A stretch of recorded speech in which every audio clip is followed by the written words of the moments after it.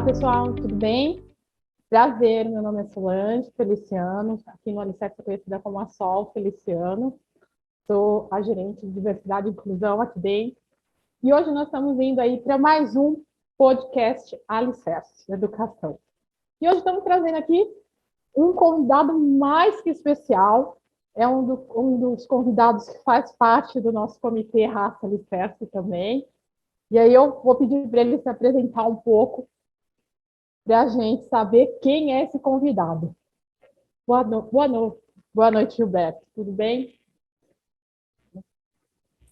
Boa noite, Sol. Tudo bom? Obrigado pelo convite. Imagina, Gilberto. Conta aí para mim um pouquinho, quem é você, Gilberto? Da onde você vem? Quem é você? Eu vou fazer algumas perguntinhas para você, para a gente entender um pouco a sua vida, mas eu gostaria muito de saber quem é o Gilberto. Eu e todo mundo que vai ouvir isso aqui. Bom, primeiro de tudo, de novo, obrigado por terem me convidado. É um prazer estar participando desse podcast. Sou carioca, nascido e criado em Duque de Caxias, no Rio de Janeiro. Eu não sei da época que esse podcast vai no ar, mas a Grande Rio foi campeã do Carnaval Carioca de 2022. Então, eu, como uma pessoa nascida em Duque de Caxias, fico muito feliz com isso. Enfim, sou de uma família de 5 filhos. Meu pai é negro, minha mãe é não negra. E, enfim, trabalho no mercado financeiro há 30 anos já, completei 30 anos atualmente, e hoje em dia eu também trabalho bastante a causa racial, junto tanto à organização que eu trabalho, quanto junto à sociedade brasileira. Enfim, a ideia é tentar ajudar o máximo que eu posso com a minha experiência e, enfim, atuando junto à comunidade negra. Legal. Gilberto, conta um pouquinho para a gente a sua trajetória de carreira até você ocupar aí esse cargo de diretor executivo no JP Morgan. Bom, eu vou um pouco lá no início para poder entender um pouquinho da minha evolução, e aí até porque a gente vai conversar um pouquinho sobre isso. Bom, como eu falei, eu nasci e criado em Duque de Caxias, estudei minha vida toda em escola pública. Aos 15 anos de idade eu entrei para a vida militar. Meu pai é um militar que se aposentou pela aeronáutica, ficou na aeronáutica 30 anos, e aos 15 anos de idade eu entrei na Academia da Força Aérea, e é onde eu fiquei até 1991, 1986 até 1991. E acho que esse foi o primeiro salto que eu dei com relação à minha trajetória. Foi quando eu saí de anos estudando em escola pública, numa comunidade carente como é Caxias, no Rio de Janeiro, para estudar numa escola militar com nível de ensino puxado e mais, enfim, mais robusto. Me formei em Ciências Contábeis pela UERJ, lá no Rio, e entrei no mercado financeiro em 1993, né?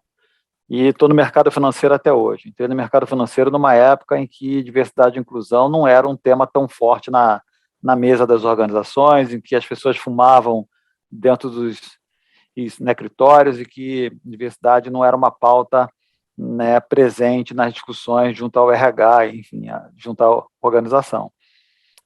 Ao longo dos anos eu fui crescendo dentro do mercado financeiro, me mudei para São Paulo em 2000, para trabalhar numa grande organização do mercado financeiro em São Paulo, um grande banco, e desde 2012 eu trabalho no JP Morgan como um dos responsáveis pela área de operações do Private Bank para a América Latina. Gente, que trajetória bonita, e saiu do militar e agora está aí na parte financeira, muito legal. E como foi que você migrou? Numa parte da sua fala, você fala a respeito do movimento racial. Então, como foi que você migrou de espectador para protagonista nessa parte?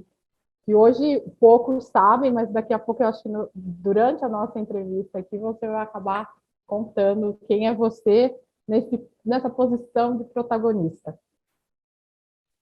Bom, desde que eu entrei no mercado financeiro, eu já percebia que eu era um dos poucos profissionais negros nas organizações. Então, por exemplo, quando eu entrei nessa corretora em 1993, só éramos em 3 pessoas negras.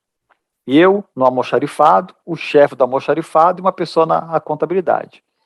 E aí eu fiquei nessa corretora durante 5 anos, inclusive, né, tive a oportunidade de entrar através do apoio da contadora na época, que era, né, eu estudava ciências contábeis na UERJ, essa pessoa me deu a oportunidade, e eu fui, ao longo do tempo, conforme o crescimento, mudando de organização e vendo que eu era um dos poucos. Quando eu entrei no Banco Itaú, já em 2000, eu comecei a atuar com relação ao voluntariado, trabalhando nas escolas em São Paulo. O Itaú sempre teve uma vertente muito próxima da educação pública. E aí eu percebi que eu podia ajudar. E aí, quando eu entrei no JP Morgan em 2012, eu falei, olha, legal, agora eu posso ajudar em trazer mais jovens para dentro do banco, jovens negros, meninos e meninas para dentro do banco, e também ajudar na mentoria, no processo de coaching, na formação desses jovens. Mas eu percebi que só isso não era suficiente, né? Essa agenda racial, ela demora um tempo para poder mudar. Então eu precisava, através do meu protagonismo, através da minha liderança, pelo fato de ser um executivo negro, utilizar essa posição para ajudar esses jovens, para ajudar a formação desses jovens, para ajudar, inclusive, para que a pauta racial estivesse presente não só no JP Morgan, mas como também em outras organizações dentro do mercado financeiro. Então, ao longo do tempo, eu fui falando, olha, eu preciso fazer a diferença. Eu preciso garantir que os próximos jovens que entrarem no mercado financeiro, jovens negros, meninos e meninas, vão encontrar um ambiente muito mais diverso, vão encontrar um ambiente muito mais acolhedor. Então, eu comecei a atuar muito junto a organizações do movimento negro, acabei entrando como diretor executivo do Pacto de Promoção da Equidade Racial, que a gente pode conversar sobre ele daqui a alguns instantes, mas, enfim, eu tenho cada vez mais tentado puxar essa pauta, né, não só junto à organização onde eu trabalho, mas também como no mercado como um todo. Conta para mim, nesse movimento que você fez quando você ingressa na sua primeira área, na área da contabilidade que você se formou, qual foi o tipo de barreira que você encontrou, que foi imposta até você chegar aí nessa área que você ocupa hoje? Olha, o primeiro gap que eu tive que superar foi o gap de formação. Né, para quem já estudou em escola pública, principalmente quando você estuda numa escola pública, numa comunidade carente, você sabe que a educação pública ainda tem vários gaps. A população negra tem pouquíssimo acesso à educação pública de qualidade. Então, quando eu entrei na vida militar, eu percebi que eu tinha vários gaps, tinham coisas que apareciam dentro da escola que eu nunca tinha visto na minha vida, na educação pública. Quando eu entrei para trabalhar nessa corretora, foi quando eu entrei na UERJ para fazer ciências contábeis, ali eu percebi que eu tinha vários gaps ainda.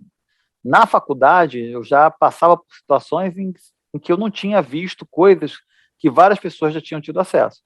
E aí, quando eu entrei, foi muito curioso, porque a contadora perguntou o que eu sabia fazer, eu sabia marchar, bater continência e pilotar avião, mais nada além disso. E ela foi a primeira pessoa que me deu a oportunidade e falou, olha, senta aí, tenta aprender aqui um pouco mais de contabilidade, e aí vamos tentar te dar a oportunidade de você ser efetivado. E foi o que aconteceu, eu fiquei na corretora há 5 anos, enfim, e acabei sendo promovido, e essas oportunidades apareceram. Mas ao longo dos anos, migrando das organizações, eu percebi que eu precisava cada vez mais ir tirando o gap. Então, eu tive que tirar o gap do idioma quando eu entrei para trabalhar no Bank of America, eu tive que tirar outros gaps fazendo IBMEC, fazendo Fundação Getúlio Vargas, quando eu entrei no Banco Itaú. Então, ao longo do tempo, eu tive que reduzir esse gap com relação à minha formação acadêmica, minha formação técnica. Conta uma coisa para mim. Como a gente faz para abrir a mente das empresas que no processo de inclusão eles limitam o acesso de vagas? Agora a gente falando um pouco mais do pacto racial. Como é que você consegue fazer isso? Olha, Sol, aqui tem algumas ações, né? Primeiro é trabalhar bastante a questão dos números, né? Eu falo muito isso, eu brinco muito com as pessoas que, assim, a gente precisa resolver a questão racial no Brasil com base em fato e dado, com base em argumentos, né? Com base em argumentos que tenham como base dados estatísticos. Então, mostrar às organizações que a gente tem um gap racial muito grande, que a população negra tem pouco acesso a essas vagas, tem pouco acesso às oportunidades, fazer um treinamento, um letramento racial muito forte junto à alta liderança dessa organização, para que ela seja uma alta liderança inclusiva, para que você tenha processos de seletivos inclusivos, e principalmente trabalhar aqueles gerentes que estão aí no dia a dia, que são gerentes de nível médio, que são responsáveis pelas contratações, promoções, demissões, etc. Quem contrata não é o CEO. O CEO não é a pessoa que contrata, o CEO é a pessoa que dá, né, a direção para a organização, que dá qual é a estratégia, mas ele não é a pessoa que está ali no dia a dia. Então, trabalhar essa pessoa do dia a dia é extremamente importante. Outra coisa muito importante é mensurar essas ações. Então, a gente tem que ter números que mostrem o quanto a empresa está mais ou menos próxima da equidade racial da região em que ela atua. Eu costumo falar muito isso. O Brasil, a gente usa o famoso 56%. Gente, 56% não é a realidade da sociedade brasileira. Em Salvador, a população negra é 80%. Na região sudeste, 45%. Na região sul, 25%, 27%. Então, esse 56% é o número médio. A gente precisa, como organização, como sociedade, olhar o quanto uma empresa está mais ou menos próxima da equidade racial com base na região em que ela atua, e não com base nos 56%. Então, enquanto pacto, a gente tem trabalhado muito essas questões para poder ajudar as empresas a navegar nesse ambiente, a navegar e a conseguir, né, ultrapassar as barreiras de promoção da equidade racial. E o que podemos fazer para reduzir os gaps das pessoas que já estão em posições avançadas no mercado? Olha, aqui para mim, a gente precisa trabalhar muito a questão de mentoria, de coach, de sponsorship, que é ter sponsor. E eu sempre menciono isso nas oportunidades que eu tenho de conversar com as pessoas. Por exemplo, eu, Gilberto, nunca tive um mentor negro. E olha que eu trabalho no mercado financeiro há 30 anos. Eu sempre tive pessoas não negras que apoiaram o meu crescimento profissional. Pessoas não negras que apoiaram, né, que me apoiaram durante a minha carreira. Mas eu mesmo nunca tive um diretor negro, nunca tive uma diretora negra, nunca tive um superintendente negro ou negra que tivesse ali em que eu pudesse me espelhar. Então, para essas pessoas negras que estão ingressando nas empresas atualmente, é muito importante que essas pessoas tenham um coach, que é aquela pessoa que está ali no dia a dia, que é aquela pessoa que vai ser, né, uma sombra, que vai ajudar essa pessoa a navegar no ambiente, né, organizacional, no ambiente empresarial. É muito importante o processo de mentoria, né, são aquelas pessoas mais experientes, que vão servir como uma referência e que vão apoiar essa pessoa, inclusive do ponto de vista socioemocional, inclusive apoiando a pessoa com relação à sua estratégia de crescimento, né, de formação técnica, né, enfim, estratégia profissional, e ter um sponsor, que é aquela pessoa que te apoia, é aquela pessoa que vai ajudar você a crescer, que foram as pessoas que me ajudaram, por exemplo, a fazer IBMEC, a fazer Fundação Getúlio Vargas, enfim, a fazer intercâmbio. Esse sponsor é muito importante. Então, a figura do sponsor não necessariamente é a mesma figura do mentor e não necessariamente a mesma figura do coach. O sponsor tem um outro papel. Muito legal isso. E como as empresas podem colaborar, voltando a pacto de novo, eu volto. Como as empresas podem colaborar na formação de uma sociedade igualitária e antirracista? Olha, eu tenho conversado muito com os CEOs de várias empresas sobre esse assunto.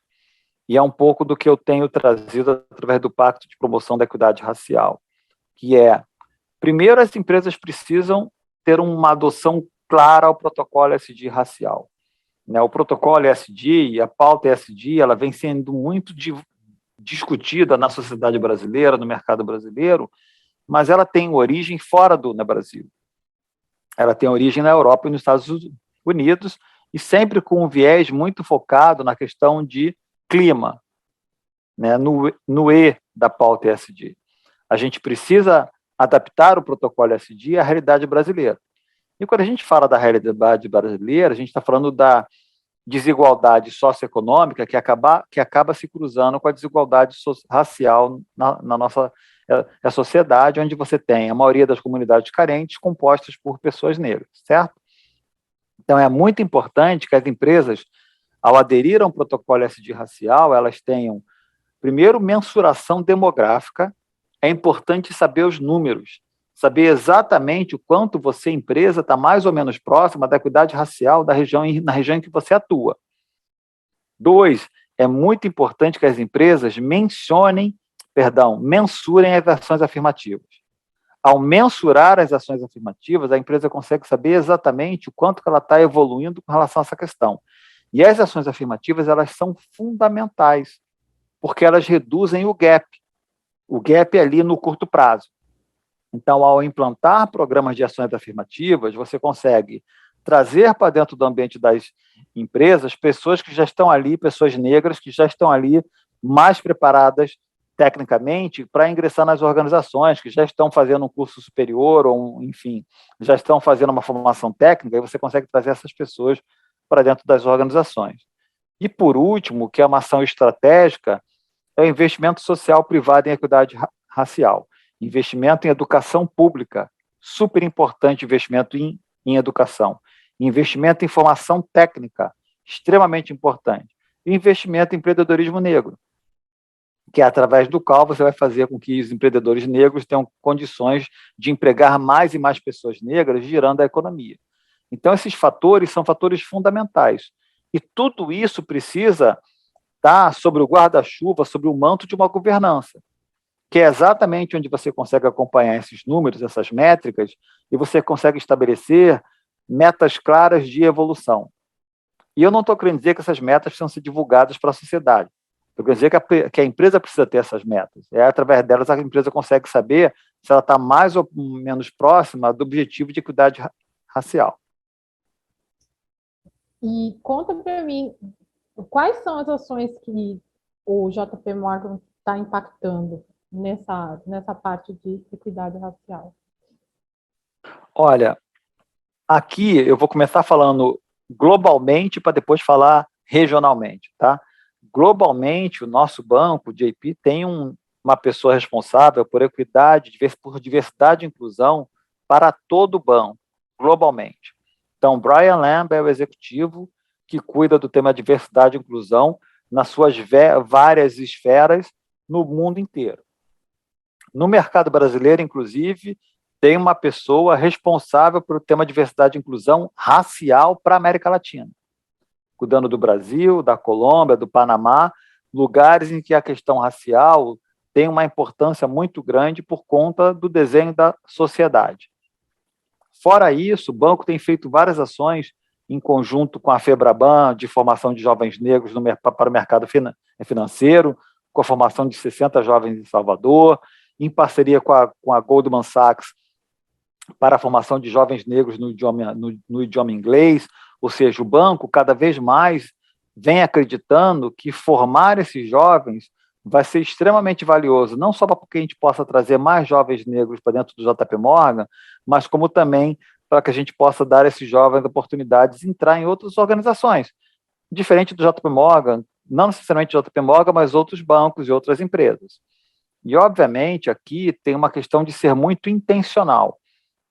Há um ano atrás, mais ou menos, o banco lançou um programa de trainee voltado especificamente para jovens negros, com a contratação de, no mínimo, 70% de mulheres negras, porque a gente entende que o cruzamento raça e gênero ainda gera um gap gigante para as mulheres negras.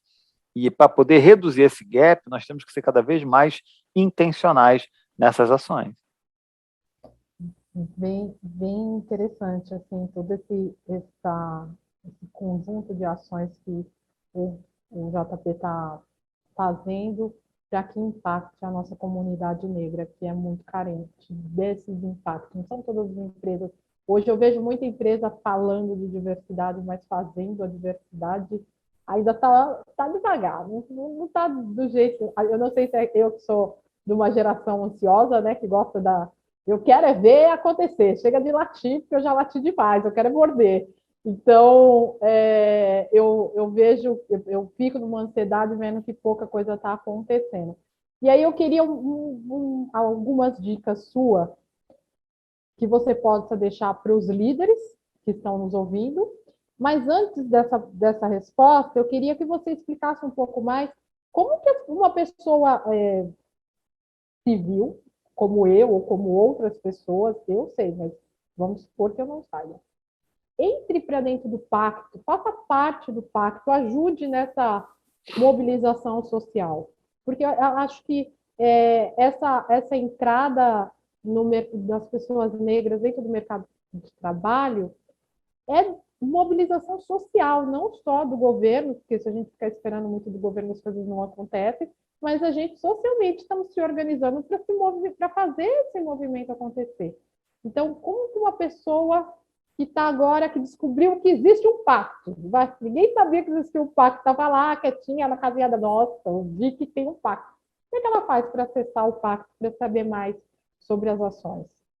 Obrigado, Sol. Obrigado por ter aberto essa oportunidade para poder falar sobre isso.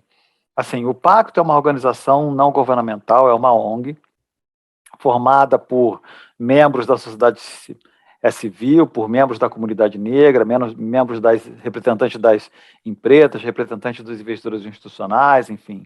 Então, ele veio com esse objetivo de conectar as pessoas, de conectar os vários segmentos, vários atores da sociedade, não só o movimento negro, então não só as empresas.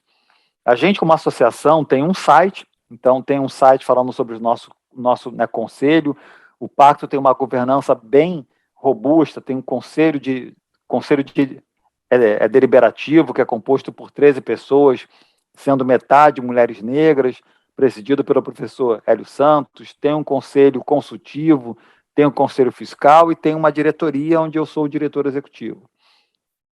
Essa associação tem um regulamento, tem todo um estatuto, etc. Então, as pessoas que tiverem interesse em conhecer o pacto podem entrar no site do pacto, www.pactopelaequidaderacial.org.br, e aí, através do site, pode se voluntariar para poder atuar junto à direção, atuar junto à organização. Enfim, nós temos pessoas que atuam como voluntárias, ou pode também ter o interesse de virar um associado, de virar um membro da Assembleia. Nós temos pessoas da sociedade civil que se associaram ao pacto para poder, inclusive, acompanhar as ações que estão em andamento, para poder votar nas assembleias, poder ter acesso a tudo que tem feito. Aqui tem um ponto super importante que você falou, e talvez fazer uma chamada para esse público que vai assistir o podcast seja importante. As pessoas precisam tirar da sua mente que elas só podem ajudar com recurso financeiro. Pelo contrário, recurso financeiro é só uma das questões que você pode fazer para poder ajudar a comunidade negra.